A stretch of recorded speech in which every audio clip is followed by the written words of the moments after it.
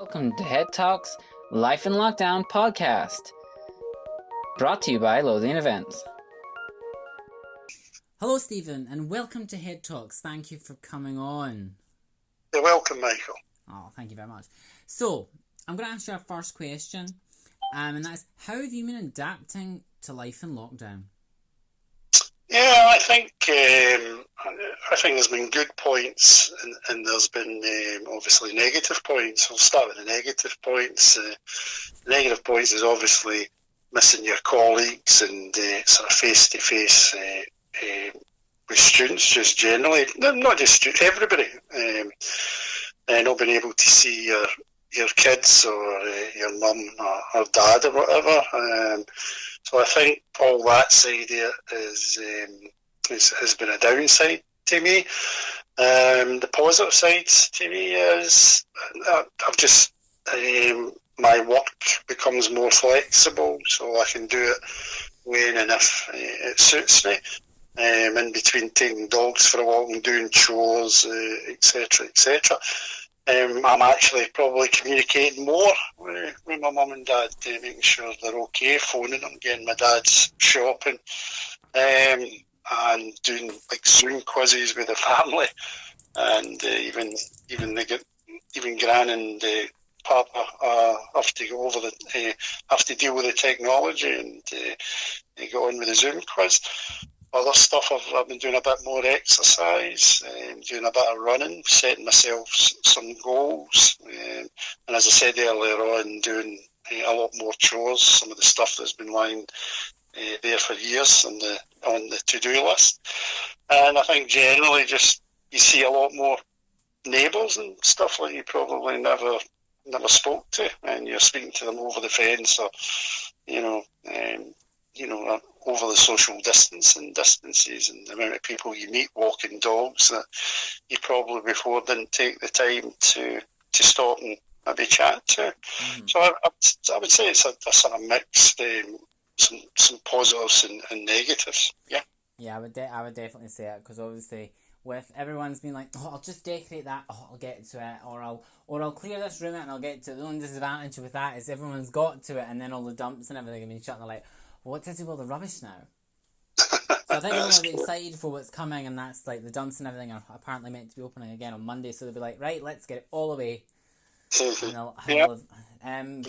no, going out and cycling and stuff and walking and stuff, people have definitely been up to that. And if you've been running and you're saying you're talking to more people that you've seen when you pass them with the dog and stuff, I definitely say that's happening more. People are becoming more social with each other, and neighbours are getting to know each other again, because they're on their street and they're like, oh, well, I've got no. But then you've got your neighbour next door, and you might be in both of these in the garden at the same time, especially in the sun, and be like, oh, hello. Yeah, no, you're absolutely right. It's so that's the positive side. But everybody's different.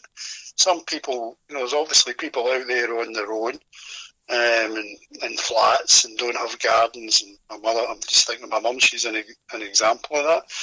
And I think for them it can be quite tough. My mum's fortunate that she can walk about 5 miles a day, no problem. So she'll go and do a lot of walking. And I'm okay. My partner's in here, so that So I think there obviously is difficulties, I would say, for people who don't have a garden and maybe in a flat and on their own. But again, I suppose the other side of that, there'll be couples that will be sick of the sight of each other as well, and during lockdown. So it's what you make of it, I suppose. But there certainly has been. It's not all been gloom and despondency. Well, that's good to hear then. So on that note, what have you been doing to cope with being in lockdown? Obviously at the beginning, and then where we are now, and obviously that aspect. How has it gone from when you went into lockdown to how did you cope at the beginning to then how you were coping during? Well, I don't think you did any sort of really preconceptions at the beginning. There was obviously changes to work, particularly for myself, because I was living in a flat Monday to Friday up in West Lothian, and then coming home for the weekends. So in terms of getting used to those sort of new routines and new schedules, well, it doesn't take. I'm quite flexible and adaptable, so that probably didn't take too long. and then you just get into different routines. And like I said to you earlier on, I like flexibility. I like to be able to do things when I choose to do them, or when I'm mentally at my best to do them. Mm-hmm. You know, they've always, talked about this sort of stuff before, but we, we have students who come in at 9 o'clock in the morning, and is that the best time for a student?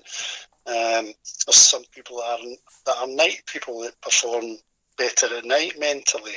Yeah. We're sort of constrained with the way what practices are that you have to deliver your best stuff between sort of 9 o'clock and 4 o'clock or whatever, or 9 and 5 o'clock.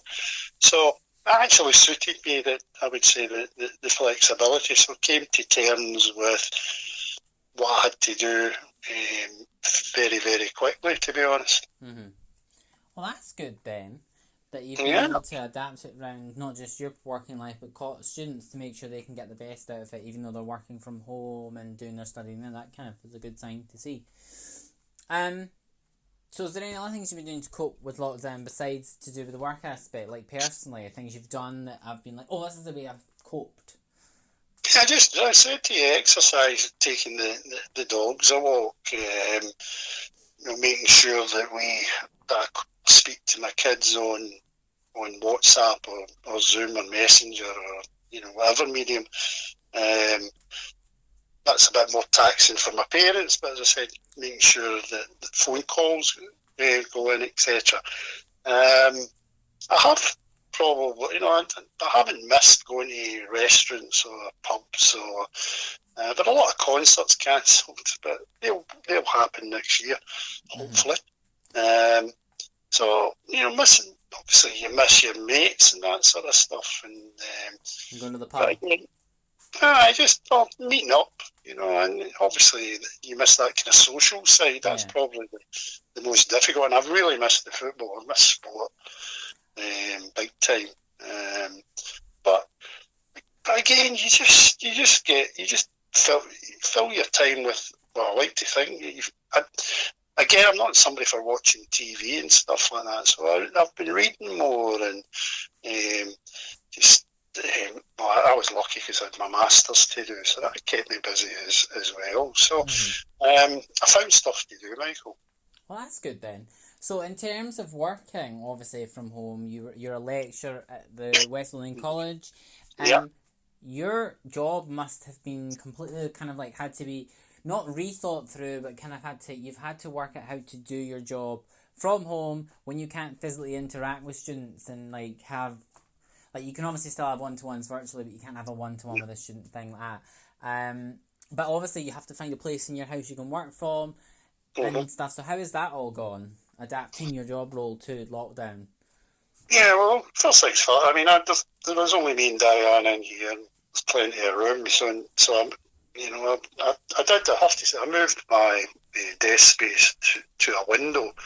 I did that the very first week because normally I have this wee office and there's not a window. I just moved into one of the bedrooms, so that's quite good because you've got light coming in, but just basically moving the desk. So and again, I can come up here and close the door, and I'm fortunate. I don't have young kids that are going to be champing the door. I don't have to look after young kids, and so for some people it's a bit more difficult for them to lock themselves away.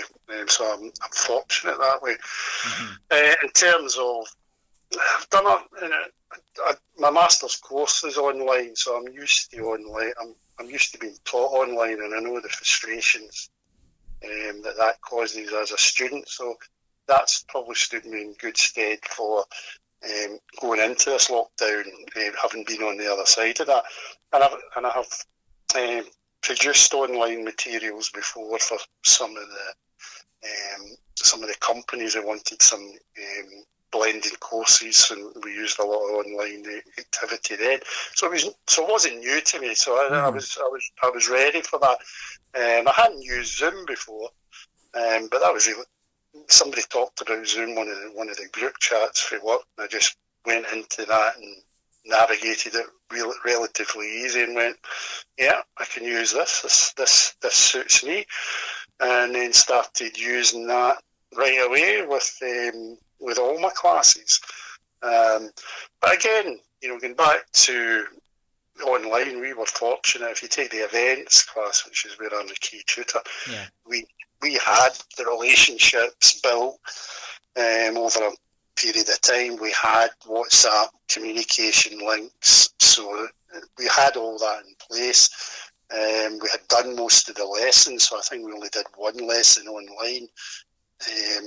So we were in a good place, and every time that we had a Zoom call with HNC events, we had 100% attendance. So I knew I was seeing the people, getting my message across, and I knew I was there for the students. And again, because we had WhatsApp and the rest of it, and because just the way I'm quite approachable, and I don't mind if somebody sends me a message at 11:30 at night. Might not always get back to them, but they knew they were always going to get a reply. So so it works well, sort of both ways there. Other classes, a bit more challenging. I think the younger groups, I think, struggled with Zoom at the beginning and struggled with not having that sort of level of support, and that's something we'll need to consider going forward in the future. I think I do a lot of courses with people who are working, sort of adult learners, and who are doing part-time courses, and I think the first couple of weeks they struggled, but that was more about, would they have a job? What was the future? It was more about their personal circumstances in terms of, will I have a job? How do I cope with working from home or not working, and all those other issues. Schools not opening. These are big issues. But I think after 2 weeks, people settle down a bit, and if I think about that course, it's 2 courses. I think by about 4 weeks, the uptake was really good, and the contribution was really good, and we were doing tutorials, and we were getting maybe 80% attendance, which is great. So I think I just went through that initial 2 week of everyone having to adjust to it. Yeah, and then that was it. To be honest, whether they like the online teaching as much, one of the things I decided to do early on was record, so that they could be flexible when they wanted to review lessons, and then put in sort of live sessions where we could answer questions. I think face to face is best, but I still don't. I think we haven't totally mastered the technology, and for a lot of us, we were maybe building lessons or putting them onto Zoom, but they're built for in class, if that makes sense. Yeah.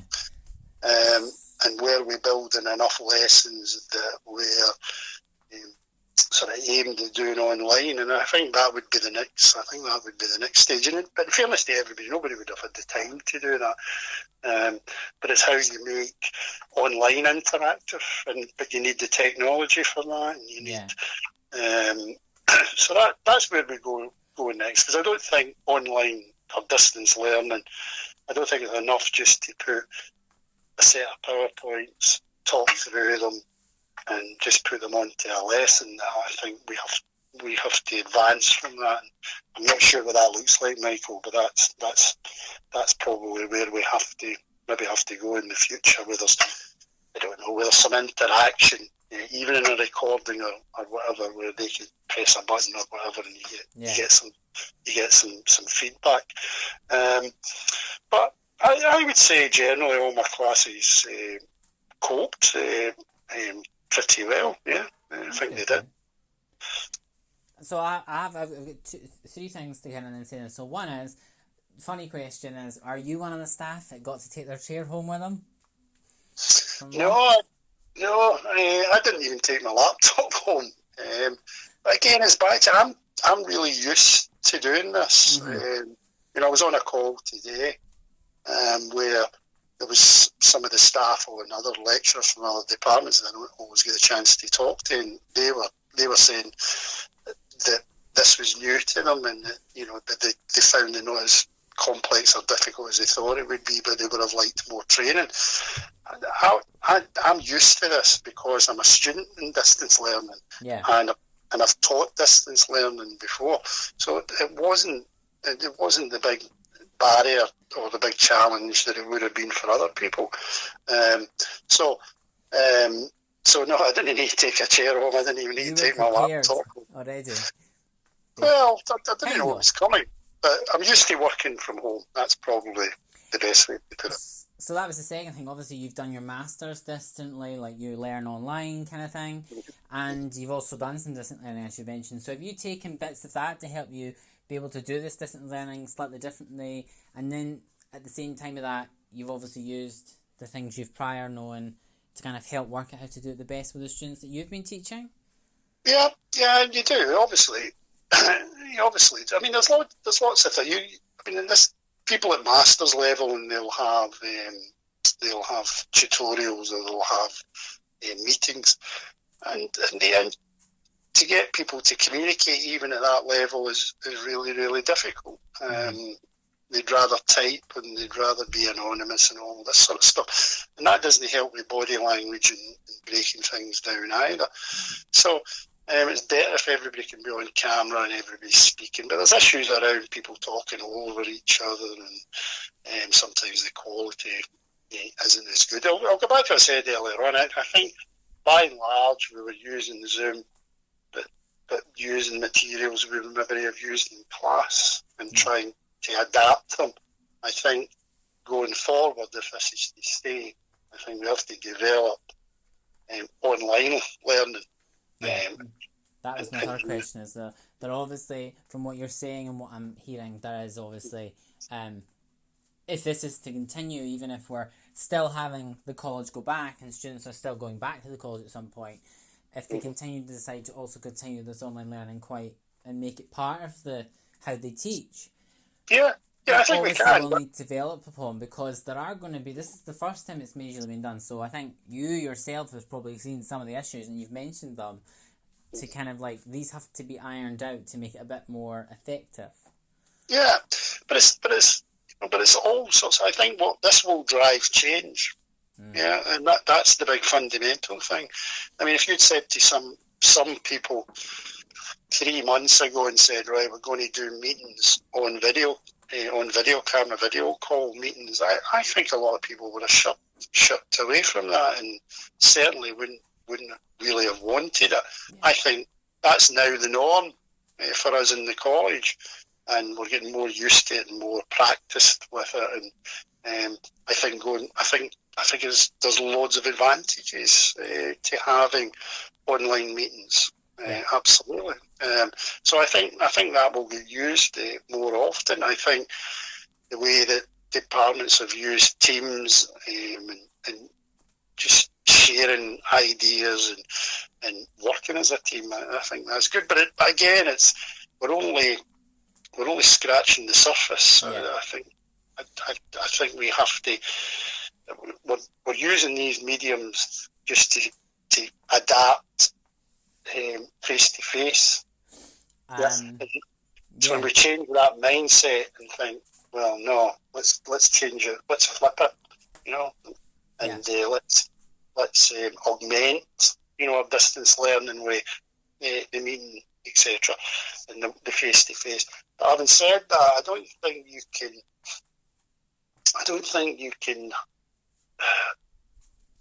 have effective online learning till you've built a relationship. Mm-hmm. And I think the only way to really, really build a relationship is face to face.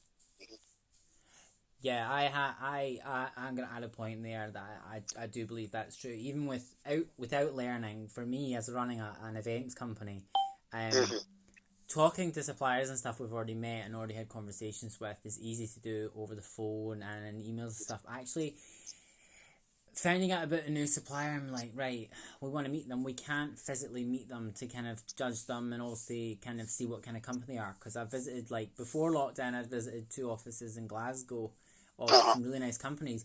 And We went with one because they seemed nicer than the other, and also they seemed a bit more professional, but we don't get that part of it, and it's really hard to find, especially new suppliers in this moment in time with lockdown, because there is only the phone for some of them, and you're like, right, we can't really judge them properly.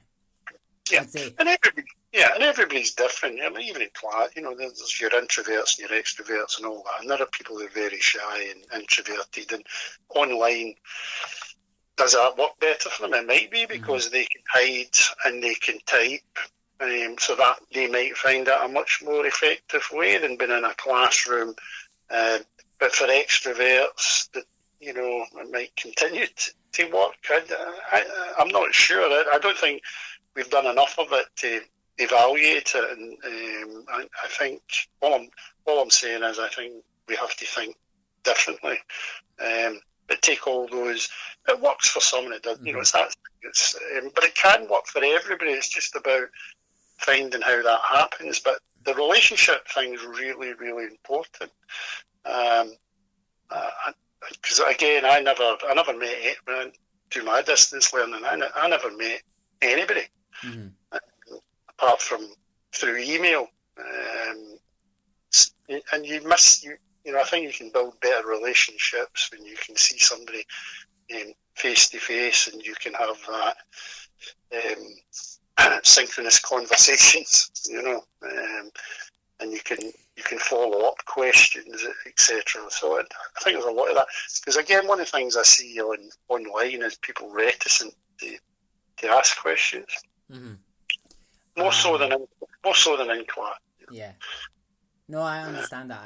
That makes a very good point. I'll say for me, as a company, communicating with certain people that we work with, I've not had as much of an issue because obviously my company's very technologically there. We've got internet-based telephones, so we all run out of servers. So communicating over the phone's been easy, and talking with other people like that over email and stuff. So we've got, I think, for some organisations, especially ones that aren't as technologically advanced.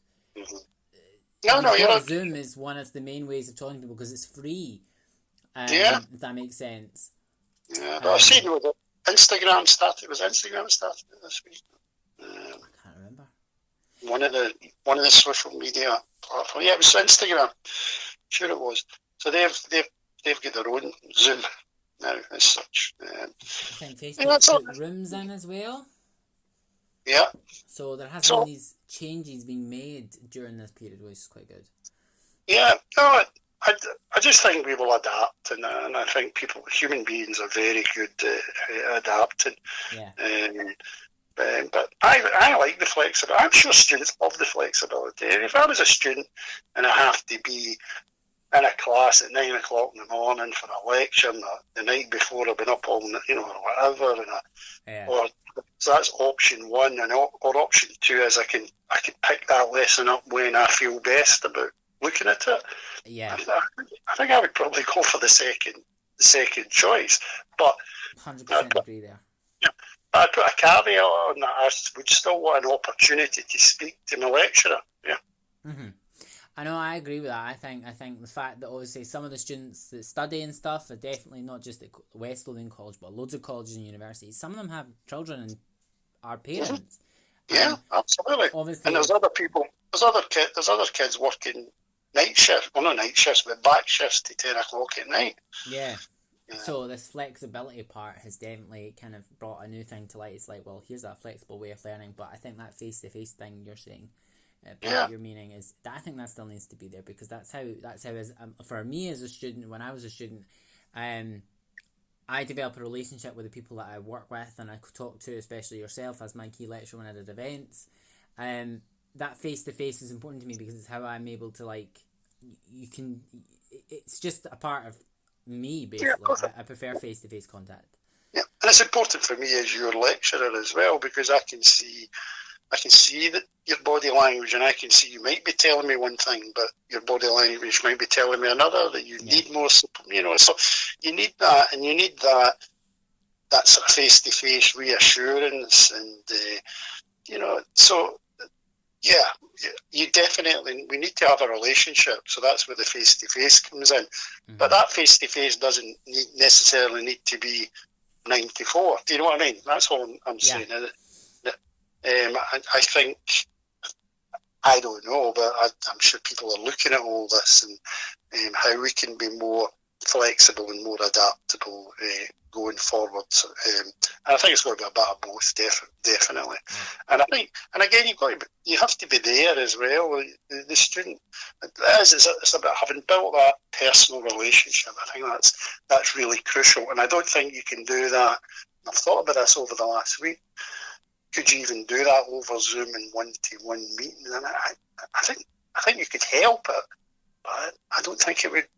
I don't know. I don't think it would be easy or as easy. Yeah, but I think you would have to do something like that. I think if I was a new student coming to, so I go back to my time. If somebody at my university gave me a Zoom call in week one and I got to know them, I think that would have been quite good. Wouldn't have been as good as meeting them for a cup of coffee, but it would at least. You love a good coffee, don't you, Stephen? But I would have put a face to the name and a contact. So I think that's really important. But I'm sure better people than me are thinking about how we do this going forward. Well, I'm just going to ask the last question because I think we've covered quite a lot there, and actually some of this stuff is going to give a lot of the listeners food for thought that they can think of, and they'll probably comment quite a bit on this video. I'm really hoping to hear it and give us loads of comments about, this is how it could be done and stuff. So I think we're getting, every podcast we're doing is giving people the ability to think and have a chance to comment on things that they think, and especially with things you're saying about learning and stuff. Hopefully that gets a lot of kind of, I was at college and that would have been great if we had this. So it'll be interesting to see what comments we get from the podcast, especially with some of the stuff you've said to regard learning. So my last question to you is there any advice you want to pass on to the listeners about adapting or coping with their time in lockdown, if they're students or if they're not students, or if they're working? Yeah, I think the most important message, it's coming to the end now, but I do think the most important message is keeping in touch, whether that's with fellow students or your tutor or whatever. I think keeping in touch is essential. It's easy to say, but I also think trying to stay positive is quite a difficult thing at times. But I think there are lots of sort of objectives that students have set or tutors have set that they can look and say, well, that's still achievable, and think I'm going to get my qualification, or I'm going to achieve this. And I think staying positive is again really important. And again, everybody's different. There's a lot of people this lockdown, essential workers or having to do homeschooling, etc. But there's also a lot of people, I put myself into this this group, who have got a lot of time in their hands, and I don't think I will never have this time again, and I think you have to make use of that time, and whatever it is, do something new. Learn to play the guitar or learn a foreign language. I just think people one day will go back and I wish I had that time again. Maybe not, but I think you have to make use, if you're lucky enough to be in that situation, or everybody is, make use of this, this free time. Just don't watch Netflix all day, would be my advice. That's very good, actually. I like some of that. People have to make use of this time, so yeah. We're never going to really get it ever again. So all I can say, Stephen, is thank you very much for coming on Head Talks podcast. It's been a pleasure having you. You're welcome, Michael. Anytime. If you want to find out about any more information that was discussed in this podcast, then click on the video description below and you'll be able to click on links that'll take you to certain websites and Facebook pages that were discussed within this podcast. If you want to keep up to date and follow our next podcast episode, then follow us on Facebook. The link's in the video description below. Give us a like on this video if you liked it so we can keep making more, and give us some comments and feedback you have on the episode. This episode of Head Talks was brought to you by Lothian Events, so follow us on Facebook and let us keep you up to date with what's going on.